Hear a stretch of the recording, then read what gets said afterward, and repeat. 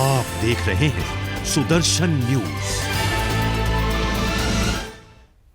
नमस्कार, सुदर्शन उत्तर प्रदेश देख रहे हैं आप और मैं हूं आपके साथ स्मारिका ठाकरे।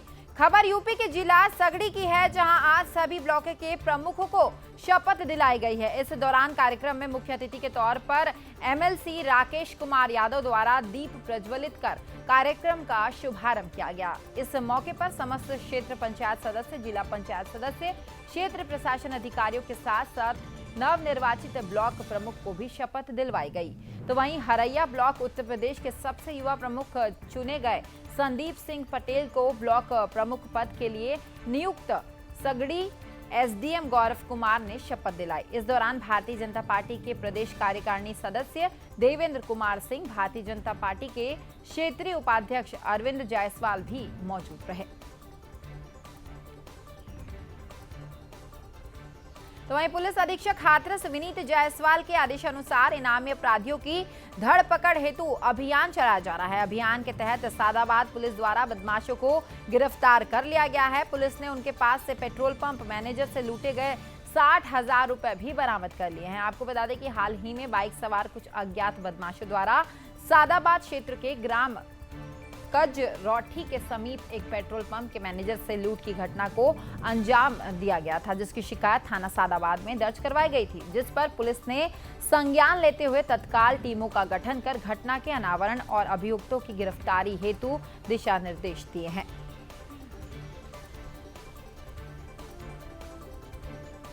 तो वहीं अब खबर यूपी के जिला मथुरा के वृंदावन थाना क्षेत्र के अक्रूर गांव की है, जहां मिट्टी लेने गई आधा दर्जन महिलाएं मिट्टी की ढाए के नीचे ही दब गई, जिससे एक महिला की मौके पर ही मौत हो गई, जबकि 5 महिलाएं गंभीर रूप से घायल हो गई है। तो वहीं जब घटना की जानकारी गांव के लोगों को लगी तो गांव में हड़कंप मच गया। घटना की सूचना मिलते ही मौके पर पहुंची पुलिस ने महिला के शव को पोस्टमार्टम के लिए अस्पताल भेज दिया और साथ ही ढाए के नीचे दबी महिलाओं को बाहर निकाला गया है और इलाज के लिए अस्पताल भेजा गया है। ये बताया जा रहा है कि महिलाएं एकादशी के चलते महिलाएं पूजा के लिए मिट्टी लेने के लिए गई थी कि इसी दौरान मिट्टी के ठाए गिर जाने के कारण महिलाएं मिट्टी के नीचे ही दब गई। क्षेत्र वृंदावन के अक्रूर गांव में आज कुछ महिलाएं मिट्टी लेने के लिए ढाई पे गई थी, जिसमें ढाई ढह गया और उसमें 4 महिलाएं दब गई थी। पुलिस ने रेस्क्यू ऑपरेशन चला के सभी महिलाओं को सुरक्षित निकाला है, जिसमें एक महिला की मृत्यु होने की सूचना है, बाकी 3 ठीक हैं। पुलिस रेस्क्यू ऑपरेशन अभी जारी रखे है कि किसी अन्य महिला या किसी अन्य की दबे होने की तो नहीं संभावना है। लगातार हम लोग जेसीबी से वहाँ की खुदाई करा के और मिट्टी हटाए। तो वहीं मुख्यमंत्री योगी आदित्यनाथ के सख्त निर्देश के बावजूद भ्रष्टाचारी भ्रष्टाचार करने से बाज नहीं आ रहे हैं। भ्रष्टाचार कोई जनपद के दूर दराज इलाके में नहीं, बल्कि मुख्य चिकित्सा अधिकारी के नाक के नीचे बड़ी पैमाने पर किया जा रहा है। आपको बता दें कि पंडित कमलापति राजकीय चिकित्सालय में बन रहे डायलिसिस वार्ड में घटिया किस्म का मटेरियल इस्तेमाल किया जा रहा है। अस्पताल परिसर में बन रहे डायलिसिस वार्ड का जिलाधिकारी ने निरीक्षण किया है, जिसमें बड़े पैमाने पर अनियमितता पकड़ी गई है। तो वहीं खराब गुणवत्ता पर जिलाधिकारी संजीव सिंह ने नाराजगी व्यक्त करते हुए तत्काल मुख्य विकास अधिकारी की अध्यक्षता में तकनीकी जांच समिति गठित कर रिपोर्ट प्रस्तुत करने का आदेश दिया है। नंबर 3 ईंट का तो सवाल ही नहीं है, नंबर 1 ईंट लग रहा है। आज जोड़ैया जो है कि बालू भक्सी से मिक्स करके हो रहा है, बालू की महंगाई है। अभी डीएम साहब आए थे, वो भी जांच करके गए हैं और जांच के लिए बोले हैं। सीडीओ साहब भी आए थे, उन्होंने भी अनियमितता इसमें देखी है और जांच के आदेश दिए हैं। इस संबंध में क्या कहना चाहते हैं? सीडीओ साहब तो बताए कि ईंटा थोड़ा नरम क्वालिटी का है, सरिया राधे की लग रही है, नंबर 1 के पंडित कमलापति त्रिपाठी राजकीय चिकित्सालय में डायलिसिस वार्ड बनाया जाता है, जो कि यहाँ पे काफ़ी अनियमितताएँ हैं। अभी जिलाधिकारी संजीव सिंह भी यहाँ आए थे और मुख्य विकास अधिकारी भी आए थे और उन लोगों ने भी यहाँ पे आपत्ति दर्ज कराया है। ये ईंट है, ये ईंट 3 नंबर की ईंट है और इस ईंट से डायलिसिस वार्ड कितना दिन चल सकता है आप समझ सकते हैं। और ये जोड़ैया हो रही है जो कि बालू और सीमेंट से होनी चाहिए, ये भस्सी से जोड़ैया की जा रही है। आपके सामने ये देख लीजिए, ये जोड़ैया है। और कैमरामैन कहेंगे इधर दिखाएं, ये ईंट है, ये ईंट है, ये 3rd क्लास की ईंट है। 3rd क्लास के भट्ठे से ईंट आई है और इसकी जांच की जाए तो बहुत से खुलासे हैं। और ये भस्सी से जोड़ैया हो रही है, ये भस्सी से जुड़े। मैं जिलाधिकारी महोदय से कहना चाहता हूं कि इसकी उच्च स्तरीय जांच कराएं और इस काम को तत्काल बंद करें। तो वहीं यूपी के बुलंदशहर में NH-91 पर बिलसूरी के पास दर्दनाक हादसा हो गया। आपको बता दें कि NH-91 पर यात्रियों से भरी एक बस खाई में जा गिरी, जिसके चलते एक महिला की मौके पर ही मौत हो गई, जबकि दर्जन भर से ज्यादा लोग गंभीर रूप से घायल हो गए हैं। जानकारी के मुताबिक बस के द्वारा की गई ओवरटेकिंग की वजह से बस का संतुलन बिगड़ गया और ये दर्दनाक हादसा हो गया। आपको बता दें कि बीते 2 दिन पहले ही इसी स्थान पर एक बस और खाई में पलट गई थी, जिसमें दर्जन यात्री गंभीर रूप से घायल हो गए थे। तो वहीं मौके पर पहुंची पुलिस टीम ने महिला के शव को पोस्टमार्टम के लिए अस्पताल भेज दिया है और बस में फंसे घायल यात्रियों को निकाला गया है। इलाज के लिए अस्पताल में भी उन्हें भर्ती कराया गया है। दोपहर के लगभग 1 बजे के आसपास गाजियाबाद रोडवेज की बस थी, वो बुलंदशहर से गाजियाबाद जा रही थी। NH पे हमें जो बताया गया मौके पर कि अनबैलेंस्ड हो गई थी, उसमें बाहर में लोग क्रॉस कर रहे थे। 4 आदमी उसमें से घायल हुए हैं और एक महिला जो बस में लगभग 30 से 35 सवारी बताए जाते हैं, उसमें से एक महिला को भी चोट आई है। तो टोटल लगभग 5 लोग घायल हुए हैं। इतना तो सर नहीं पता है, लेकिन वहाँ से ऊपर छत पे था मैं, वहाँ से डायरेक्ट गाड़ी का बैलेंस बिगड़ा है। इधर से कोई कार थी ओवरटेकिंग के मामले में, वहीं से बैलेंस बिगड़ा है और ये रास्ते में 5 सवारियाँ जा रही थी धान लगा के, उनको डायरेक्ट ठोकर मारी है और सीधी। तो वहीं जनपद मुजफ्फरनगर में थाना बुढ़ाना कोतवाली पुलिस और क्राइम ब्रांच की संयुक्त टीम ने मुखबिर की सूचना पर अंतर्राष्ट्रीय गांजा तस्करों को गिरफ्तार कर लिया है। आपको बता दें कि पुलिस ने चेकिंग के दौरान 2 गांजा तस्करों को गिरफ्तार किया और उनके पास से 100 किलो गांजा बरामद किया है। तो वहीं 2 तस्कर मौका देखकर फरार होने में कामयाब हो गए। गिरोह के अन्य लोगों की पहचान के लिए पुलिस पकड़े गए आरोपियों से पूछताछ कर रही है। पकड़े गए तस्कर आंध्र प्रदेश और उत्तर प्रदेश के विभिन्न इलाकों में मादक पदार्थों की तस्करी करते थे। आपको बता दें कि पुलिस को पिछले कई दिनों से जनपद में मादक पदार्थों की तस्करी की सूचना मिल रही थी, जिसके आधार पर एसएसपी अभिषेक यादव ने क्राइम ब्रांच और थाना बुढ़ाना कोतवाली पुलिस की टीम गठित की थी। इस टीम ने मुखबिर से मिली सूचना पर थाना बुढ़ाना कोतवाली क्षेत्र के मेरठ करनाल हाईवे पर पुलिस ने चेकिंग के दौरान इन गांजा तस्करों को गिरफ्तार कर लिया है।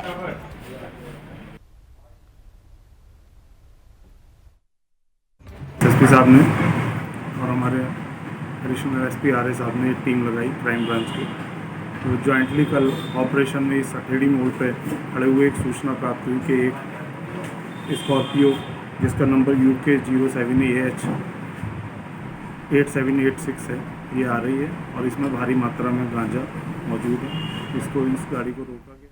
तो वहीं कोरोना की गाइडलाइंस को देखते हुए इस बार बकरीद पर घरों में नमाज पढ़ी गई है, जिसके चलते मस्जिद और ईदगाह सब सूने पड़े हुए हैं। आपको बता दें कि पुलिस अधीक्षक प्रमोद कुमार द्वारा लोगों से त्योहारों पर शांति और अमन बनाए रखने की अपील की गई थी, जिसके चलते आज मस्जिदों और ईदगाहों पर भी भारी मात्रा में पुलिस बल तैनात की गई, जिसका मोर्चा खुद पुलिस अधीक्षक प्रमोद कुमार ने संभाला। तो वहीं पुलिस अधीक्षक ललितपुर के द्वारा सदर कोतवाली क्षेत्र अंतर्गत ईदगाह सदन शाह मस्जिद में सुरक्षा व्यवस्था का जायजा लिया गया।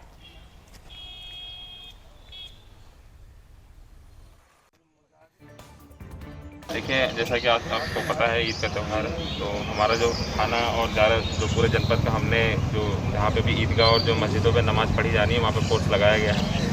ये तहसील जो हमारा जो सदर है वहाँ ललितपुर में ईदगाह पे भी आप देख रहे होंगे कि शांतिपूर्वक सब कुछ है, हमारा फोर्स भी लगा हुआ है। तो वहीं उत्तर प्रदेश की राजधानी लखनऊ से आतंकवादियों के पकड़े जाने के बाद लखनऊ की सुरक्षा व्यवस्था को और चाक चौबंद किया गया है। 15 अगस्त को देखते हुए लखनऊ की सीमाओं पर चौकसी बढ़ा दी गई है और साथ ही इंटेलिजेंस को और भी सक्रिय कर दिया गया है। लखनऊ के पुलिस कमिश्नर DK ठाकुर के मुताबिक पुलिस के सारे घटक एक साथ मिलकर काम कर रहे हैं। आतंकवाद का नया स्वरूप सामने आया है, लिहाजा उसको देखते हुए तैयारियां और तेज की जा रही है। इस मुद्दे को लेकर हमारे संवाददाता ने Lucknow police commissioner DK Thakur से खास बातचीत की। उन्होंने क्या कुछ कहा, आइए आपको सुनाते हैं। गतिविधियों केंद्र लखनऊ बनने के बाद लखनऊ की सुरक्षा को और मजबूत करने के लिए क्या क्या बदलाव किए जा रहे हैं, इस बारे में बात करने के लिए हमारे साथ मौजूद हैं Lucknow police commissioner DK Thakur ji. Sir, आतंकियों के लखनऊ से पकड़े जाने के बाद लखनऊ पुलिस पर काफ़ी दबाव है, कई त्यौहार आने वाले हैं, ऐसे में सुरक्षा में क्या कुछ बदलाव किए जा रहे हैं, क्योंकि आतंकियों का लखनऊ से पकड़े जाने के बाद ये बड़ा खतरे का संकेत है? देखिए, मैं ये बताना चाहूँगा कि लखनऊ पहले से ही सांप्रदायिक रूप से या आपराधिक गतिविधियों की दृष्टि से या आतंकी गतिविधियों की दृष्टि से संवेदनशील जनपद रहा है, और इसलिए यहाँ पर सारी गतिविधियों से लखनऊ को सुरक्षित रखने के लिए जितनी एजेंसियाँ सब मिलकर काम करती हैं, उसमें चाहे लखनऊ की सिविल पुलिस हो, ATS हो, केंद्र की एजेंसियाँ हैं, चाहे IB हों, सब लोग हम काम करते हैं। मैं भी यहाँ आने से पहले ATS में ही था। ये जो आतंकी पकड़े गए हैं या उससे पहले भी पकड़े गए हैं, एक ये नया ट्रेंड चला है, वो नया ट्रेंड चला है ऑनलाइन रेडिकलाइजेशन का। उसमें क्या होता है कि जो भी व्यक्ति होता है धीरे धीरे ऑनलाइन इंटरनेट के माध्यम से तमाम लोग संपर्क में आते हैं, उनको रेडिकलाइज किया जाता है, उनको ब्रेन वॉश किया जाता है, उनको आतंकी गतिविधियों के लिए तैयार किया जाता है जिससे कि वो कुछ कर सकें। लेकिन जो हमारी सुरक्षा एजेंसियां हैं, जो इंटेलिजेंस एजेंसीज हैं या ATS हैं, ये सबकी इनकी एक्टिविटी पर नज़र रखती है, इनकी ऑनलाइन एक्टिविटी पर हम लोग नज़र रखते हैं। हम लोग आगे भी जो हम अपने भी जो सिविल पुलिस के लोग हैं, जो LIU के लोग हैं, उनको बराबर सतर्क करते रहे हैं कि इन सभी तत्वों की गतिविधियों पर नज़र रखें, सतर्क दृष्टि रखें। आगे आप देखेंगे बकरीद आ रहा है, इससे आगे जैसे श्रावण मास का कार्यक्रम आ रहे हैं, 15 अगस्त भी नज़दीक आ रहा है। इसको लेके हम लोगों ने अपने सारे जितने भी थाने हैं, जितने भी अधिकारी हैं, उनको अलर्ट कर दिया है। सर, जो छोटे चालक हैं, पटरी चालक हैं, स्ट्रीट वेंडर हो गए, इनके सत्यापन को लेकर क्या स्ट्रैटेजी प्लान आउट की जाएगी, क्योंकि ये हमेशा संदिग्ध रहते हैं मगर इन पे लोगों की नजरें पड़ती नहीं हैं? जी नहीं, ये केवल नहीं, न केवल स्ट्रीट वेंडर या पटरी चालक, हम लोग किराएदारों पर भी ध्यान दे रहे हैं। हम लोग जो बाहर से ला के नए नए कॉलोनी बस रहे हैं, नए नए लोग मकान खरीद रहे हैं, कोई मकान खरीद कोई और रहा है, उसमें रह कोई और रहे हैं, उन सबको धीरे धीरे उनके सारे किराएदारों का सत्यापन कर रहे हैं, सब लोग सत्यापन कर रहे हैं। ये सत्यापन कार्यक्रम हमारा चालू रहेगा और जहाँ भी जो कोई संदिग्ध व्यक्ति नजर आएगा उसके खिलाफ कार्रवाई की जाएगी। धन्यवाद। आप थे Lucknow police commissioner DK Thakur, जिनके मुताबिक लखनऊ में सुरक्षा व्यवस्था कड़ी कर रखी है और जो स्ट्रीट वेंडर है, पटरी चालक है, इनके सत्यापन को लेकर विशेष रणनीति तैयार की जा रही है। कैमरा पर्सन सुशील अवस्थी के साथ ज्ञानेश लोहानी, सुदर्शन न्यूज, लखनऊ। तो वहीं भारतीय जनता युवा मोर्चा के राष्ट्रीय महामंत्री बनने के बाद वैभव सिंह पहली बार लखनऊ पहुंचे, जहां उन्होंने यूपी सरकार के डिप्टी CM दिनेश शर्मा और केशव प्रसाद मौर्य से मुलाकात की। इससे पहले उन्होंने भाजपा के प्रदेश अध्यक्ष स्वतंत्र देव सिंह से भी भेंट की।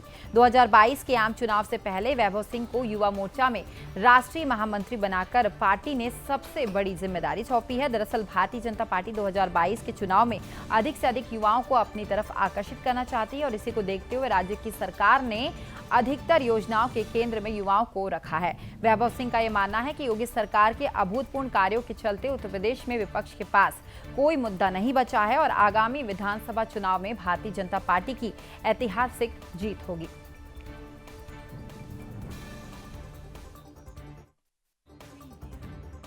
मैं निश्चित तौर पर ये कह सकता हूँ कि माननीय प्रधानमंत्री मोदी जी की जितनी भी योजनाएं अभी तक भारत में काम कर रही हैं और मोदी जी ने जिनको स्वरूप दिया है, वो उनके अगर आप अध्ययन करेंगे तो केंद्र बिंदु में हर योजना के युवा ही है।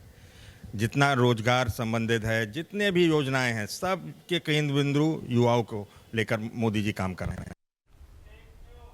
फिलहाल इस बुलेटिन में इतना ही। प्रदेश की सभी खबरों के लिए आप देखते रहिए सुदर्शन यूपी। नमस्कार। देख रहे हैं सुदर्शन न्यूज।